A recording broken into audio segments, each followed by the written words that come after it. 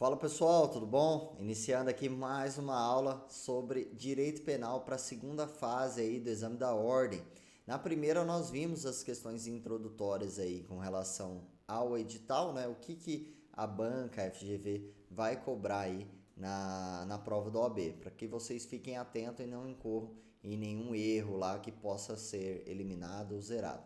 Hoje, adentrando um pouquinho mais nos assuntos, nós vamos falar sobre a peça processual. Como que você vai realizar uma peça de qualidade, pessoal? Uma peça ali com, digamos, perfeição, beleza? Alguns pontos, alguns detalhes para depois a gente adentrar aí ao mérito, né? E as próprias peças de forma individual. Hoje vai ser um aparato geral daquilo que vocês podem realizar na hora de executar essa peça, para que fique de uma maneira mais fácil para vocês, beleza? Então vamos lá, dando início à nossa segunda aula aqui no caso, né? Sobre a peça processual. Orientações aí sobre a sua peça prática, o nome da peça e a fundamentação. Lembra que eu falei para vocês? Isso é importante porque se vocês errarem, vocês zeram a prova, tá? Isso aconteceu comigo na vez que eu fui fazer a prova da OAB, né? Eu errei a peça, o nome da peça e a fundamentação, apesar de ter acertado ali as teses, só que errei a peça, errei a nomenclatura. E aí eu zerei, fui para a repescagem, busquei estudar sobre isso para não incorrer nesse erro. E aqui eu quero passar para vocês métodos de identificar a peça. Tem ali palavrinhas-chave para vocês identificar essa peça de forma mais tranquila e bem mais rápida, sem erro nenhum. Beleza? Então, o nome da peça é a fundamentação, importantíssimo. O endereçamento, que é para quem você vai encaminhar essa peça processual, para quem ela está sendo redigida. É o juízo da vara de violência doméstica da comarca D.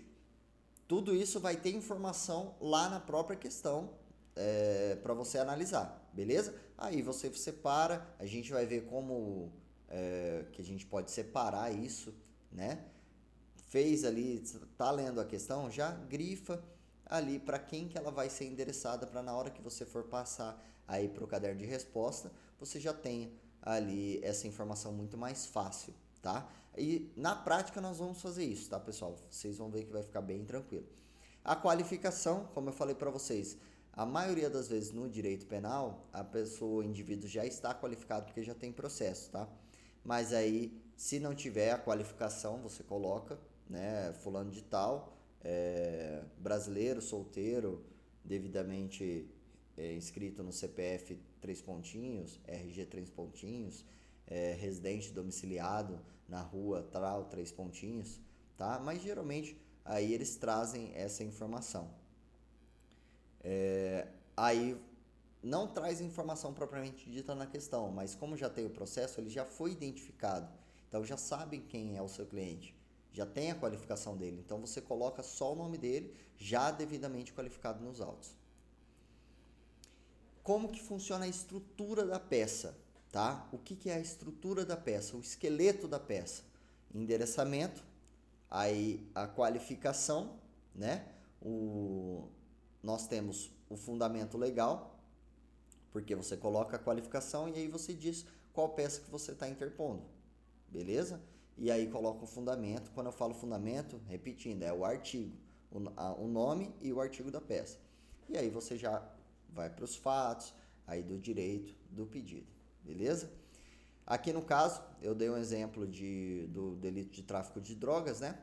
Ó, fulano de tal foi denunciado pela suposta prática, né, do crime de tráfico de drogas previsto no artigo 33 da Lei 11.343, pois teria hipoteticamente transportado 10 quilos de maconha no dia tal. Observem duas palavrinhas que a gente coloca, porque você está na qualidade de defesa, você é o advogado ali daquele indivíduo que supostamente cometeu aquele delito, porque ele não foi condenado ainda. Então, supostamente ele cometeu o delito, hipoteticamente ele estaria transportando. Então, essas palavrinhas-chave demonstram o quê? Conhecimento jurídico, aquilo que eu falei para vocês na primeira aula. Também é, de certa forma, avaliado. O examinador, ele analisa se a pessoa tem um conhecimento da técnica ali, tá? Então, essas palavrinhas aí facilitam, porque o seu cliente ele só vai ser considerado culpado depois do trânsito em julgado da sentença penal condenatória. Até então, ele é indiciado, ele é um suposto, cometeu um suposto delito, entendeu? Aí, você, aqui no caso, está falando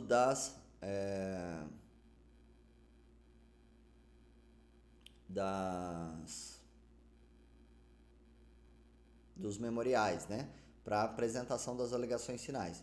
Então, ele cita aqui dos fatos, na verdade, ele cita que ele teria essa denúncia já, e aí ato contínuo não foram aceitas as preliminares, já teve audiência de instrução e julgamento, e aí depois dessa audiência de instrução e julgamento, abre-se o prazo aí para as alegações finais na forma de memoriais. Lembrando que no processo penal, as alegações finais, elas são em regra de maneira oral, tá? Prazo de 20 minutos mais 10 minutos. Só que na prova da OAB eles não vão te dar uma peça processual para você fazer de forma oral. Então, o que fala o parágrafo 3º, né? Havendo complexidade dos fatos ou pluralidade de réus, é possível aí abrir prazo para o oferecimento das alegações finais na forma de memoriais. Então, isso aqui é fundamento de peça. Fundamento de peça, cor verde. Então, já grifa aí no seu vadimeco.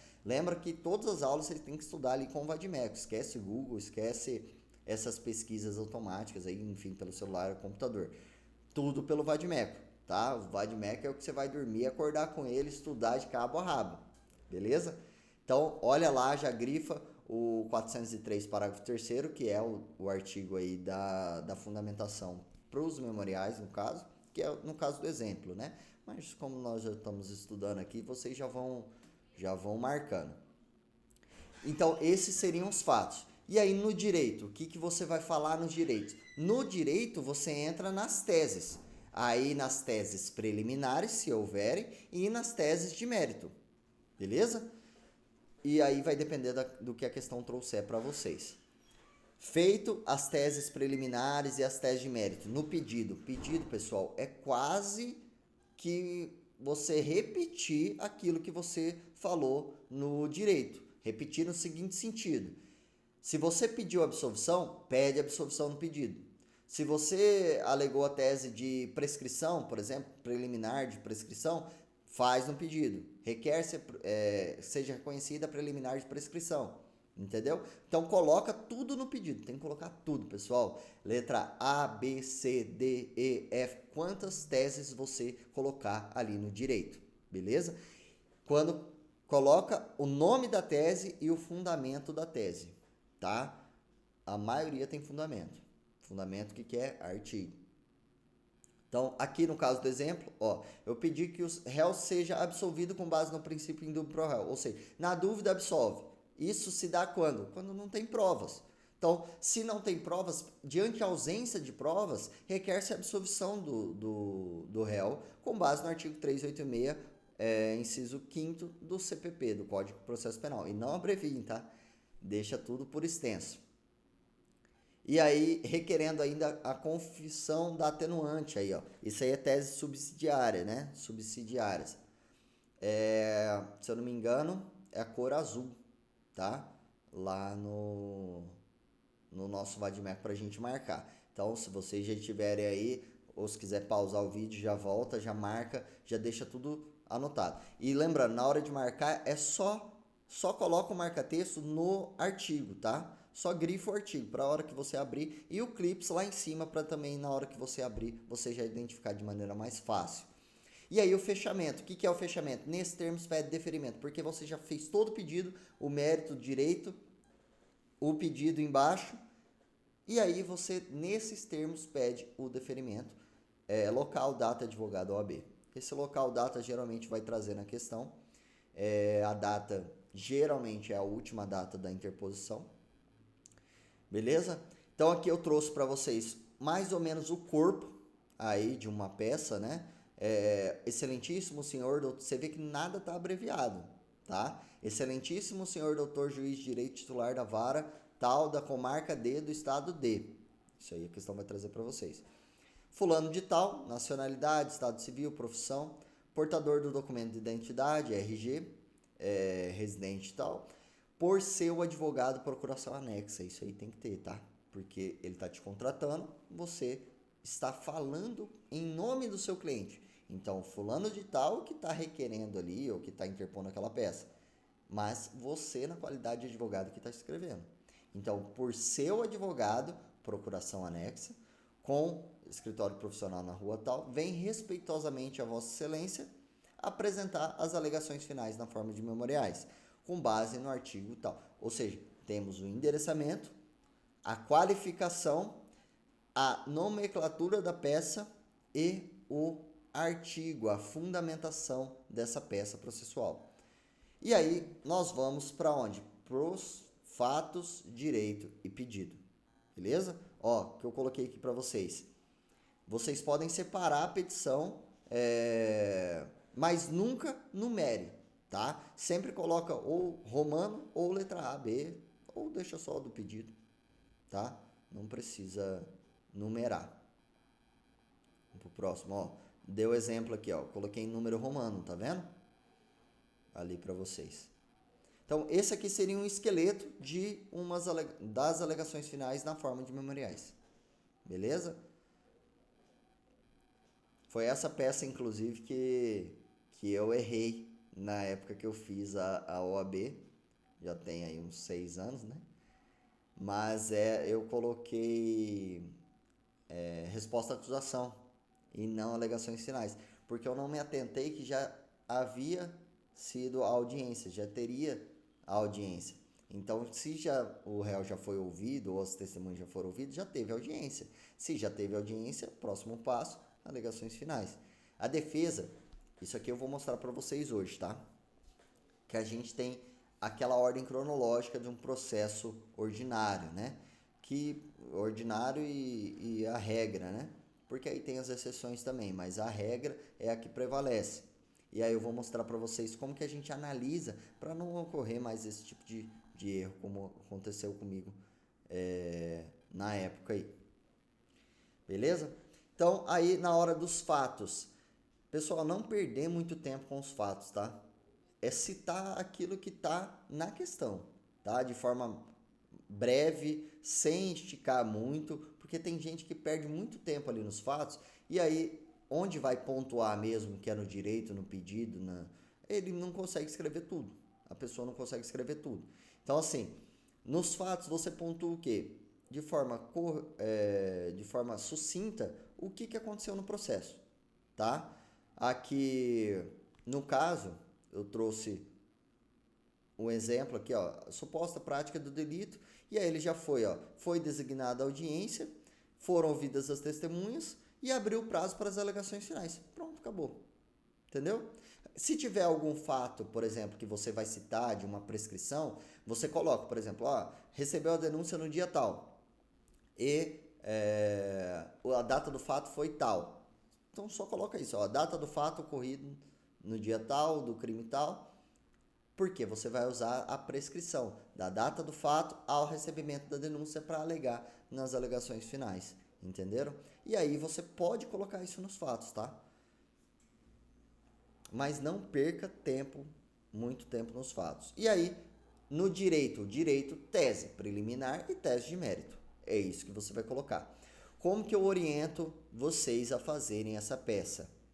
Na hora que estiver lendo a questão, vocês analisem ali quais são já as teses que vocês vão colocar.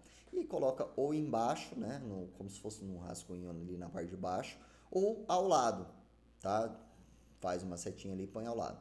Por quê? Porque aí você já faz a peça direto no caderno de resposta.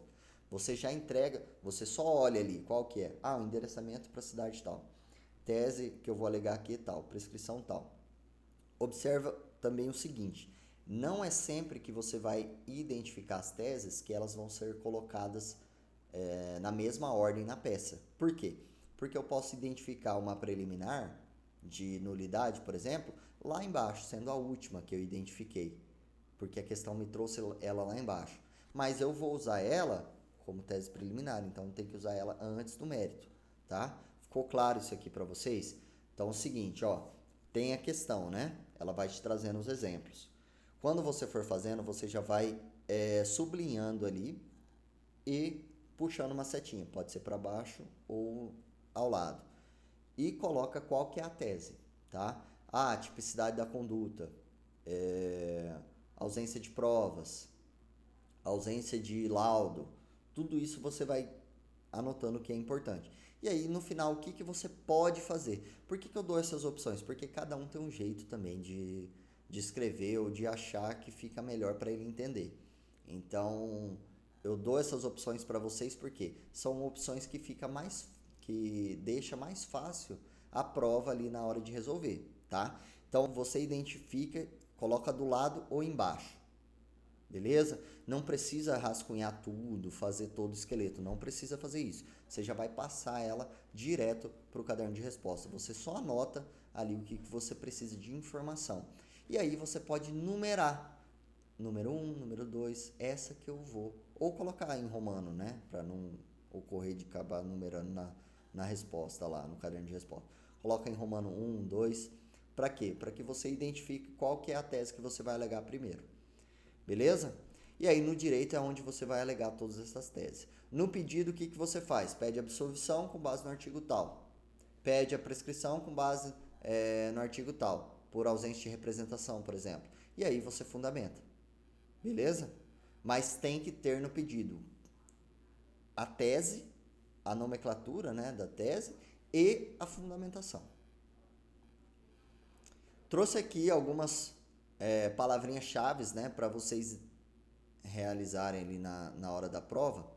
Por exemplo, você vai apresentar memoriais, você vai impetrar habeas corpus, propor revisão criminal, interpor recurso ou embargos infringentes. Por exemplo, fulano de tal, já devidamente qualificado, vem por intermédio do seu advogado interpor recurso de apelação. Entendeu? Oferecer queixa-crime, opor embargos de declaração. Então são palavrinhas-chave, verbos ali para vocês colocarem na hora da execução ali da peça, tá? Quando for peças de liberdade, requerer a liberdade, você faz aquele requerimento da liberdade. E todas essas peças nós vamos estudar individualmente, tá, pessoal? Eu vou ensinar vocês a fazerem elas aí de forma excepcional, tá? Não ocorrer nenhum erro aí durante a execução dessa peça, tá? Vocês podem ficar tranquilos que nós vamos estudar uma a uma. Passo a passo para você escrever a sua peça. Leia atentamente 2 vezes para identificar. Então, primeiro, identificar a peça, ver qual momento processual que você se encontra ali, tá? Que o seu cliente se encontra. E aí, o fundamento dela. Lembre-se de que você não pode errar o nome sob pena de zerar a prova. Coloquei isso aqui várias vezes para não ter esse tipo de situação com os meus alunos e não teve até hoje, tá? Identificar a peça. Eu vou passar para vocês, nós temos aqui dentro da plataforma do material, palavrinhas-chave para identificar a peça. Vou dar o exemplo. Recebimento da denúncia. Se já recebeu a denúncia, já teve denúncia, já recebeu. O juiz já recebeu a denúncia. Qual é a peça? Resposta à acusação. Beleza? Já teve audiência. Ó, palavrinha-chave. Ouvidas testemunhas. Ou aberto prazo para o Ministério Público. Ou o Ministério Público já ofereceu a acusação nos termos da denúncia. São palavrinhas-chave para quê? Alegações finais na forma de memoriais. Sentenciado. Foi sentenciado na pena tal. E aí, insatisfeito, procurou você como advogado para apresentar a peça cabível. Qual seria? Se teve sentença, cabível recurso de apelação. Se for sentença condenatória. Se for sentença de pronúncia, foi pronunciado. Qual que é o recurso cabível? O rese. Mas calma que a gente vai ver tudo isso aos poucos, tá? Só tô te falando porque tem palavrinhas-chave para vocês irem identificando. E conforme a gente for analisando peça a peça, eu vou passando essas palavrinhas para vocês. Só deixei aqui para quem quiser anotar, pode anotar essas palavrinhas-chave aí. que elas te ajudam e muito na identificação da peça. E aí, identificar a competência do juízo, qual que é o juízo, qual que é a comarca, e realizar o endereçamento. Listar, aí, como eu falei para vocês, lista as teses de defesa, as teses preliminares, teses de méritos e os respectivos dispositivos legais. Listar aí, por exemplo, as palavras jurídicas importantes para o caso. No caso do indúbio pro réu, você vê que está condenando em ausência de provas. Por exemplo, não tem um laudo pericial, não tem prova, tá? Deu um disparo de arma de fogo, mas não tem um laudo para dizer se ou deu disparo ou estava portando uma arma de fogo, mas tem um laudo para dizer que a arma estava apta ou inapta para deferir aquele tiro, entendeu? Então, se não tem laudo, não tem materialidade. Isso tudo vai depender da questão, tá, pessoal? Só estou dando exemplos aqui. Mas, se não houver materialidade ou indício de autoria, não tem provas. Na ausência de prova, indúbio pro réu. Na dúvida, absolve. São exemplos aí de palavrinhas jurídicas importantes para o caso em apreço, né? Aí vai depender muito da questão. Aqui tratando mais de uma noção introdutória sobre as instâncias aí do processo, para vocês reprisarem isso aí na memória de vocês. Nós temos o juiz, primeiro, o juiz de primeira instância, né? E aí o juiz de segunda instância, que são os tribunais de justiça, e o STF, o STJ e o STF, tá? Só para vocês identificarem, tem esse mapinha mental aí. Então, juízes de primeira instância, segunda instância, quando é juiz federal, a segunda instância é TRF, tá? Não é Tribunal de Justiça, porque é vara federal, então é TRF. E aí, mas lá em cima é a mesma coisa, são ministros do Superior Tribunal de Justiça ou do Supremo Tribunal Federal. Só para vocês relembrarem aí esses gráficozinhos das instâncias. E aqui que eu queria falar mais para vocês com relação ao processo penal. Pessoal, o processo penal, ele tem uma ordem, né, cronológica. Então, nós temos o delito, a data do delito, certo? Observem isso. Se quiserem pegar um papel e ir anotando, tem um delito, já grifa qual é o delito, a data que ocorreu, beleza? Qual que é o próximo passo? Teve o delito, vai depender, ele foi preso em flagrante ou não. Vamos colocar a situação que ele foi preso em flagrante. Vai ter o quê? Audiência de custódia, tá? Teve audiência de custódia, ele ficou preso, não foi solto. Teve audiência de custódia, tá?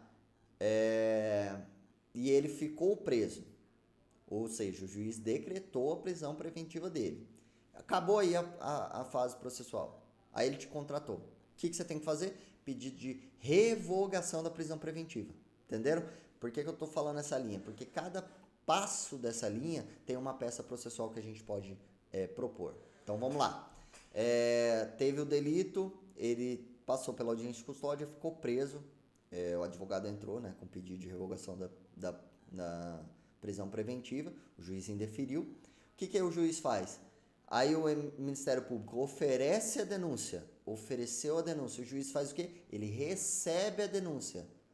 Recebeu a denúncia, intima, cita a parte. Essa citação ela tem que ser pessoal, tá? Citou a parte para apresentar o quê? Resposta à acusação. Qual que é o prazo? 10 dias. Apresentou a resposta à acusação. Vão anotando aí, vão fazendo essa linha processual. Apresentou a resposta à acusação.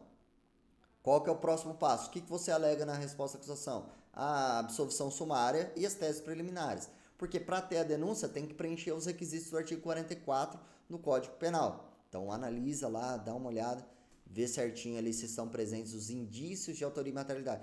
Não, tá confundindo meu cliente, é um homônimo, né? Uma pessoa com o mesmo nome que está sendo denunciado. Não é o meu cliente. Você alega tudo isso na peça processual e dizendo, não tem sequer indícios de autoria ou materialidade com relação ao meu cliente para o recebimento dessa denúncia. E aí o juiz vai analisar o seu pedido da resposta à acusação. Analisou o seu pedido da resposta à acusação, que o juiz faz? Ele recebe de fato, recebe novamente, né? Mas aqui eu faço uma pausa para vocês o seguinte, lembra da prescrição, não sei se vocês lembram, prescrição, os marcos interruptivos da prescrição, nós vamos falar isso aí também mais à frente. Mas quais são os marcos interruptivos da prescrição? Data do fato ao recebimento da denúncia. Recebimento da denúncia, a prolação da sentença, certo? Data do fato ao recebimento da denúncia. Qual que é o recebimento dessa denúncia? É o primeiro, pessoal. É aquele que o Ministério Público mandou a denúncia e o juiz recebeu e mandou intimar, entendeu? É esse recebimento da denúncia. É a primeira data. Então, nós temos o fato e aí você conta se prescreveu ou não. Ali, olha, no artigo 109, para ver se 109 do Código Penal, para ver se prescreveu ou não. Feito essa resposta à acusação, o que o juiz faz? Ele recebe, indefere, por exemplo, e aí ele faz o que? Ele marca a audiência, prazo 60 dias. Marcou a audiência, quem que vai ser, quem são as testemunhas? Testemunhas de acusação, testemunhas de defesa nessa ordem, testemunhas de acusação, testemunhas de defesa, peritos, se houver, e por último o réu, tá? O réu, ele tem direito o réu, no caso é o seu cliente, ele tem o direito de acompanhar todo o ato processual. Então ele tem o direito de escutar o depoimento das testemunhas. Ele só não pode escutar o depoimento dos corréus, tá? Mas das testemunhas ele tem o direito. Foi cerceado esse direito, cerceou o direito de defesa, tá? Cerceou um direito do meu cliente, tá cerceando a defesa. Tese de nulidade para você alegar lá e anular a audiência. Não anula o processo inteiro, anula aquele ato. Aí, quando que você vai alegar isso? Nas alegações finais, porque é o próximo passo. É aí que eu ia falar para vocês. Temos a audiência, passou a audiência, respeitou tudo certinho. Testemunhas de acusação, testemunhas de defesa, perito se houver e, por último, o réu. Ouviu todo mundo? Abriu prazo para alegações finais na forma de memoriais. Artigo 403, parágrafo 3º, prazo 5 dias, tá? Para apresentar as alegações finais na forma de memoriais. Quem que apresenta primeiro? O Ministério Público e depois a defesa. Então, por isso que na peça ele traz assim, o Ministério Público requereu a condenação nos termos da denúncia. Se falou isso, ele requereu aonde? Nas alegações finais dele, nos memoriais dele. Entendeu? Aí ele fez os memoriais, requereu a condenação nos termos da denúncia, e aí você, enquanto advogado, vai pedir todas as teses, fundamentar tudo nas alegações finais na forma de memoriais. Beleza? Feito isso, qual que é o próximo passo? A sentença. O juiz analisa todo o processo, aí ele já tem tudo que é preciso para analisar o processo. Por isso que as alegações finais, pessoal, é uma peça muito importante, porque é onde você tem que alegar tudo que tem direito ao seu cliente, desde teses preliminares de nulidade, do direito, por exemplo, de absolvição, da pena dele, do regime de pena, da confissão, se tiver, das atenuantes, se tiverem, entendeu? Tudo isso você vai alegar onde? Nas alegações finais, tá? Tudo isso pontua, entendeu? Por exemplo, o cliente está sendo acusado aí do delito de roubo, vamos lá, delito de roubo, porém não teve violência ou grave ameaça. Aí o que você faz? Faz as alegações finais, o endereçamento, tudo, né? Fulano de tal, devidamente qualificado, vem por intermédio do seu advogado, procuração anexa, interpor a peça de alegações finais na forma de memoriais, conforme o artigo 403, parágrafo 3º do Código de Processo Penal. Aí vem dos fatos, cita o que ocorreu, o fulano de tal está sendo acusado pelo delito de roubo ocorrido na data tal, teria roubado o objeto tal, mas foi restituído e já teve audiência, foram ouvidas todas as testemunhas, abriu o prazo para as alegações finais. Pronto. Aí no direito, o que você alega? Estou dando só um exemplo, tá, pessoal? Para vocês entenderem o raciocínio. No direito, o que você alega? Não teve a violência ou grave ameaça.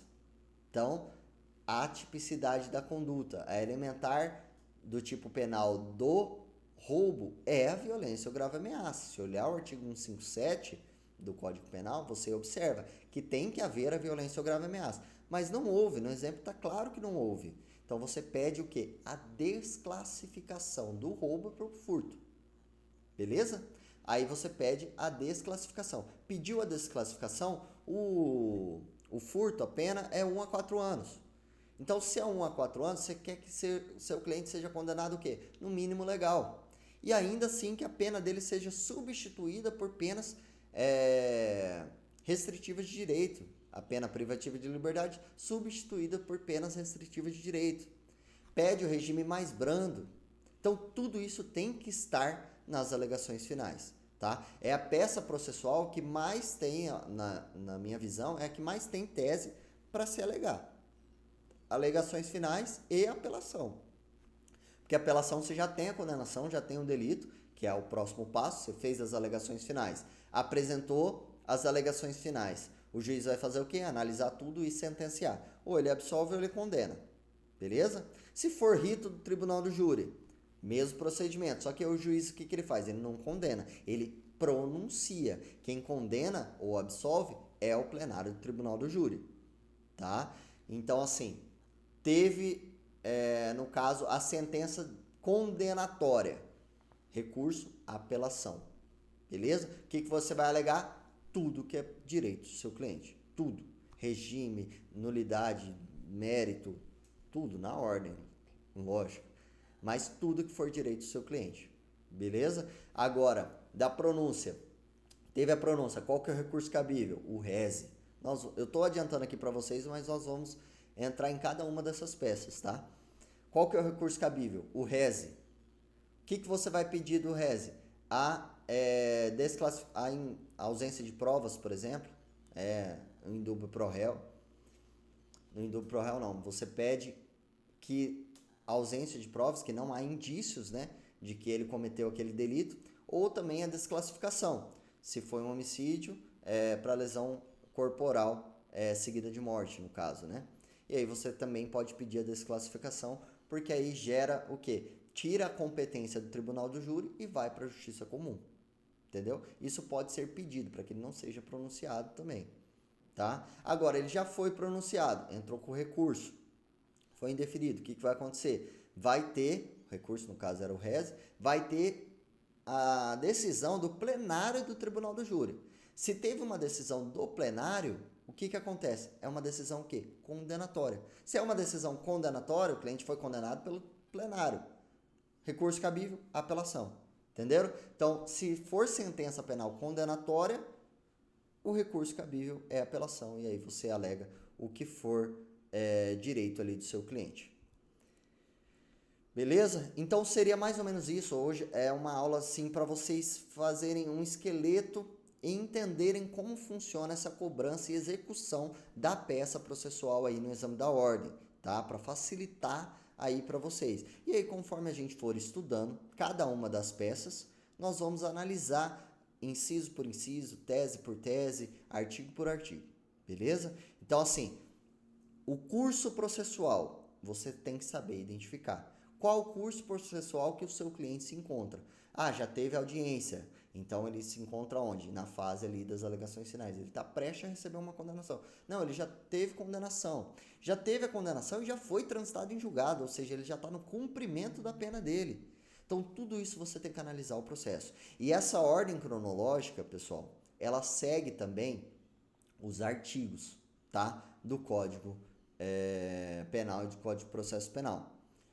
Então, vocês vão ver que conforme for evoluindo na questão do processo, RA, alegações finais, apelação, vocês vão ver que os artigos também vão evoluindo. Por isso que eu falei, vai ficar fácil de identificar qual artigo que se encontra, qual que é o momento que você se encontra. Resposta à acusação, artigo 300 e pouco, 309 e pouco. Alegações finais é o 400 e pouco. A apelação é o 500 e pouco, entendeu? Aí, depois da apelação, nós temos o quê? Agravo, né? 600 e pouco. Aí o agravo tem na lei de execução, porque aí o agravo já está aonde? Na fase de execução penal, Entenderam? Então, assim, tudo vai ter, estou falando aqui de maneira mais corrida, mas tudo vai ter uma ordem cronológica na forma como a gente for estudando e aperfeiçoando aí essa matéria, esse estudo no processo penal. Beleza, pessoal? Então, aqui fica essa nossa segunda aula aí com relação à peça processual, a você executar essa peça processual de maneira excelente aí. Tenha isso como objetivo, tá? Nós vamos fazer cada uma dessas peças e colocar cada uma das possíveis teses e como que elas são cobradas aí pela FGV, mas tem que haver essa noção introdutória. Na próxima aula nós vamos falar sobre o quê? As peças de liberdade, porque lembra que eu falei para vocês? O cliente foi preso. Qual que é o primeiro fato? Foi preso em flagrante. Você vai pedir a soltura dele. Como que você vai pedir a soltura dele? É isso que nós vamos estudar na próxima aula, porque é o primeiro ato do advogado. Beleza? Então, rumo à aprovação aí. Até logo, aguardo vocês na próxima aula. Um grande abraço, espero que tenham gostado. Se inscrevam aí, curta, comente, compartilhe. E temos a nossa mentoria, tá? Então, segue aqui na descrição aqui do vídeo também os links de contato para que você faça parte, tire as suas dúvidas e quero que vocês passem aí nessa prova. Você vai passar nessa prova. Estudar que vai passar 6 é 10 e vamos rumo à aprovação. Até logo!